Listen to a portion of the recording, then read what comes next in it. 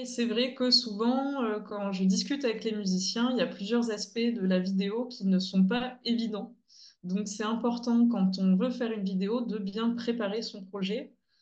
Même si on va tout simplement se filmer avec son téléphone sans faire forcément appel à un professionnel, c'est important de savoir ce qu'on a envie de faire, si on a envie de se lancer dans le montage.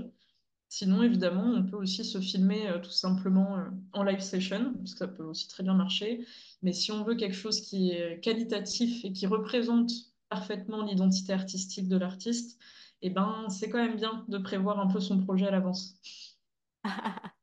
Et oui, et surtout, pour l'exercice de cette masterclass d'aujourd'hui, toi et moi, on s'est dit, bah tiens, pour rigoler, sors une chanson que tu as réalisée, Aude, et puis tu vas faire des prises de vue. Et tu as insisté, et d'ailleurs j'avais oublié, de faire pour, euh, pour que le clip ne soit pas trop ennuyeux, soit un peu enrichi de plusieurs images et qu'il y ait une espèce de story qui défile. Tu m'as bien demandé de faire des prises de vue avec des vêtements différents et surtout avec des angles, avec mon smartphone placé à des angles complètement différents.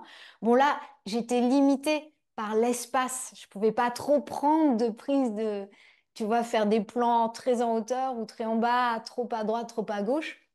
Mais tu as précisé aussi que peu importe, peu importe si la lumière n'est pas la même parce que à la post-prod, on peut rattraper tout ça. Et j'ai aussi fait une erreur. Donc, le premier conseil que tu as donné, c'est Oui, clapper pour la synchronisation, c'est super. Donc, vous le faites au moment de l'enregistrement audio dans le studio ou si vous êtes chez vous dans votre home studio.